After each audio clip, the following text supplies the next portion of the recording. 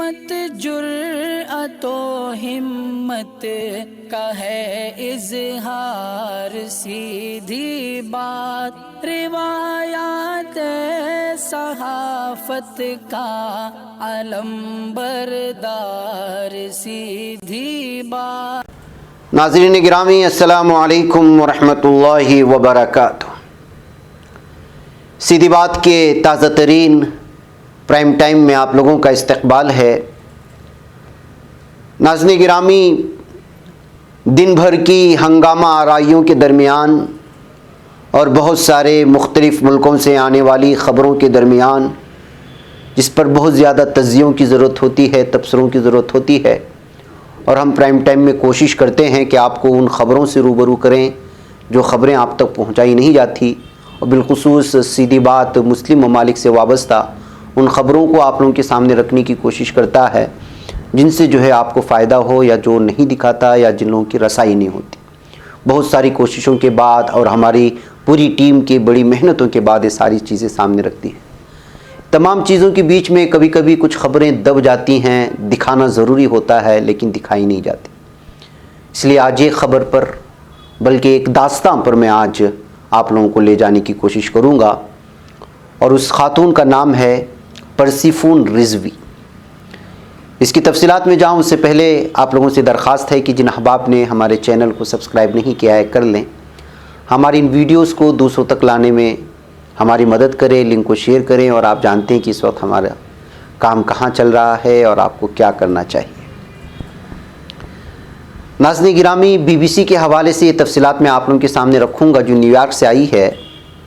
پرسیفون رضوی ایک party girl تھی، ان کے ویکینڈ کلبوں میں پارٹی کرتے گزرتے تھے، لیکن وہ اس زندگی سے خوش نہیں تھی۔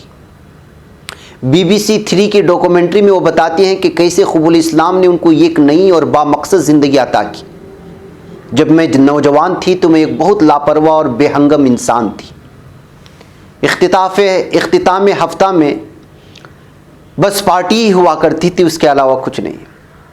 دن اس میں گزر جاتے تھے کہ کلب میں گھسنے کے لیے کس کی شناخت استعمال کرنی ہے، کون سا لباس زیب تن کرنا ہے، پھر پارٹی پر جانے سے پہلے شراب نوشی۔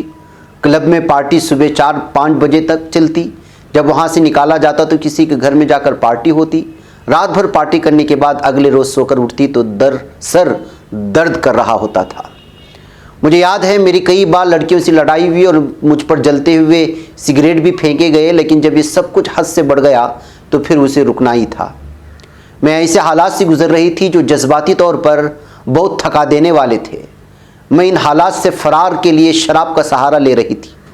میری زندگی بے مقصد تھی، مجھے نہیں معلوم تھا کہ میں کیا کر رہی ہوں۔ پھر میں مسلمان ہو گئی۔ یونیورسٹی جانے سے 1 سال پہلے میں نے ایک کال سینٹر میں نوکری کی۔ وہاں میری ایک مسلمان سہیلی تھی جس کا نام حلیمہ تھا۔ میں نے حلیمہ کے ساتھ پہلی بار روزہ رکھا۔ یہ مذہب اسلام سے میری پہلی مڑ بھیڑ تھی۔ جب میں نے پہلی بار روزہ رکھا تو میں اسلام قبول کرنے کے بارے میں نہیں سوچ رہی تھی۔ روزہ تو میں نے خود کو چیلنج کرنے کے طور پر لیا تھا۔ میں نے سوچا روزہ صرف 30 ہی تو ہیں، میں بھی روزہ رکھ سکتی ہوں۔ جب میں نے روزے رکھنے شروع کیے تو میں اس وقت بھی شراب نوشی کر رہی تھی، پارٹیوں میں بھی جاتی تھی، لیکن پھر مجھے یہ تبدیلی آنا شروع ہوئی۔ پھر مجھ میں ایسے خیالات ابھرنے لگے کہ میں اس سے بہتر ہوں جو میں اب ہوں۔ 1 مہینے کے روزوں نے مجھ میں اخلاص اور تشکر کے جذبوں کو جنم دیا۔ روزوں کے تجربے نے مجھے ذاتی تحفظ کا ایک ایسا پیکیج فراہم کیا جس کی مجھے اشد ضرورت تھی۔ جب میں بڑی ہو رہی تھی تو ہم باقاعدگی سے سنڈے اسکول جاتے تھے۔ میرے والدین اور میری بڑی بہن چاہتی تھی کہ مجھے اپنے عقیدے کا پتہ ہو۔ میرے والد ایک سیاہ فام برطانوی شہری ہیں جو ہمیشہ چرچ جاتے تھے۔ میری والدہ چاہتی تھی کہ مجھے اپنے عقیدے کے بارے میں معلومات ہوں، لیکن انہوں نے مجھے کبھی مجبور نہیں کیا۔ ہمارے خاندان میں کوئی بھی باعمل مسلمان نہیں ہے۔ یونیورسٹی کے پہلے سال میں اسلام کے بارے میں تحقیق کر رہی تھی اور میں سنجیدگی سے اسلام قبول کرنے کے بارے میں سوچ رہی تھی۔ جب میں یونیورسٹی سے واپس سیلفورڈ میں اپنے والدین کے پاس آئی تھی تو اسلام کے بارے میں میری دلچسپی سے لاعلم تھے۔ میں نے اس کو تقریباً چھپائے رکھا اور پھر ایک روز اسکارف پہنے گھر میں داخل ہوئی کہ میں اب مسلمان ہو چکی ہوں۔ میرے والدین حیران و پریشان ضرور تھے لیکن وہ ناراض نہیں تھے۔ انہوں نے میرے انتخاب کے بارے میں سوالات اٹھائے۔ وہ چاہتے تھے کہ میں صحیح فیصلہ کروں۔ میرے والد کا خیال تھا کہ میں بہت جذباتی ہو رہی ہوں، اور اب میں اس کے بارے میں سوچتی ہوں تو مجھے لگتا ہے کہ میں زیادہ معتدل نہیں تھی۔ میں قرآن احکامات کی صحیح تشریح کو سمجھے بغیر ہر چیز کتابی انداز میں کرنا چاہتی تھی، میں ہر چیز عقیدے کے مطابق کرنا چاہتی تھی۔ میں نے ایسے لباس پھینک دیے جنہیں میں اب نامناسب سمجھتی تھی، میں نے نقل ناخن اتار پھینکے اور سوشل میڈیا پر اپنا نام تبدیل کر لیا، میں نے ایسی تمام تصاویر کو سوشل میڈیا پلیٹ فارم سے ہٹا دیا جو میرے خیال میں نامناسب تھیں اور فیس بک کا نیا پیج تیار کیا۔ میں نے سوچا کہ مغربی لباس حرام ہے، میں سوچتی تھی کہ میں ایسے لوگوں کے قریب نہیں رہ سکتی ہوں جو شراب نوشی کر رہے ہوں۔ میں نے ایسی جگہوں پر جانا ختم کر دیا جہاں مرد اور عورت دونوں ہوتے تھے۔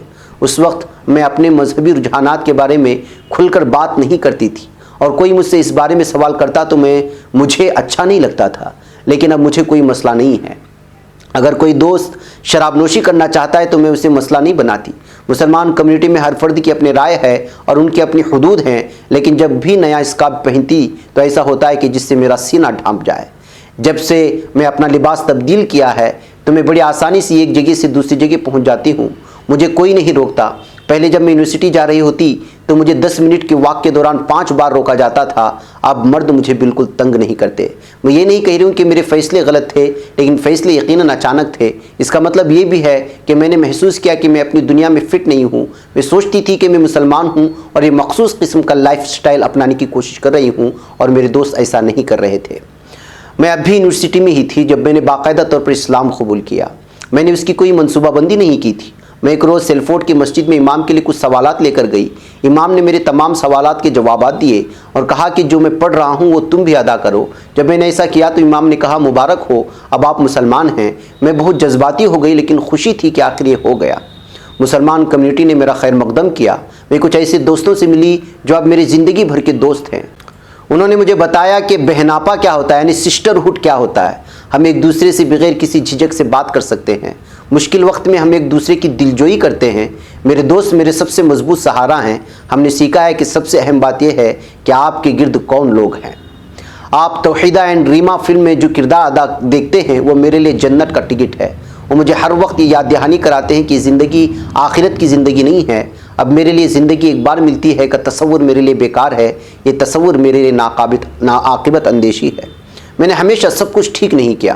میں کئی بار واپس پرانے راستے پر چلی گئی۔ جب میری ذہنی صحت خراب ہوئی تو میں نے شراب نوشی بھی کی، لیکن وہ دائرہ اسلام میں داخل ہونے کی ابتدائی دور کی بات ہے۔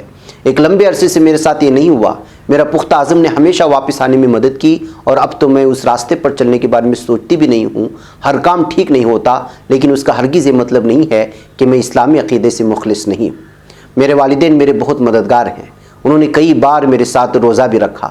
ان کا واحد خدشہ یہ تھا کہ ان کی بیٹی شاید وہ نہ رہے جسے وہ جانتے تھے، لیکن اب وہ برسوں سے دیکھ رہے ہیں کہ ان کی بیٹی وہی ہے، لیکن دوسرے روپ میں جو پہلے سے زیادہ مؤدب، پرسکون اور اپنے آپ پر مہربان، اور اس حقیقت سے آگاہ کہ آپ کے اقدام سے آپ کے ارد گرد کے لوگ کیسے متاثر ہوتے ہیں۔ میرے خیال میں میری ماں میرے لیے ایسا لباس تیار کرنے کا چیلنج قبول کرتی ہے جو میرے لیے قابل قبول ہو۔ میری ماں میری پرسنل اسٹائلسٹ ہے۔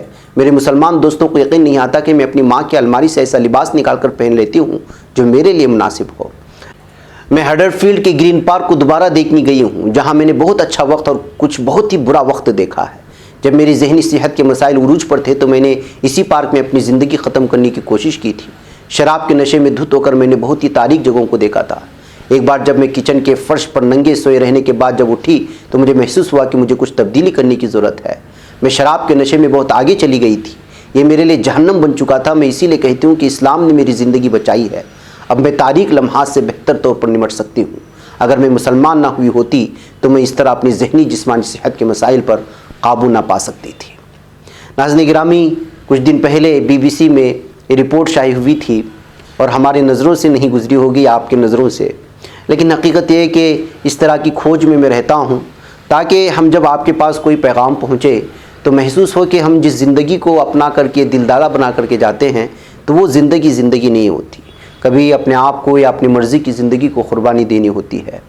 ایک خاتون ہے جو پوری طرح سے اوب چکی تھی اپنی زندگی سے، اور صرف روزہ رکھنے سے یا روزے سے چیلنج کرنے کی وجہ سے پھر اس کی زندگی کیسے بدل جاتی ہے، اس کی یہ پوری کہانی جس نے ہماری بہن نے پیش کیا ہے تاکہ ساری دنیا جان سکے کہ وہ کن حالات میں تھی، کن حالات میں آئی اور ان کی زندگی کیسے بدلی۔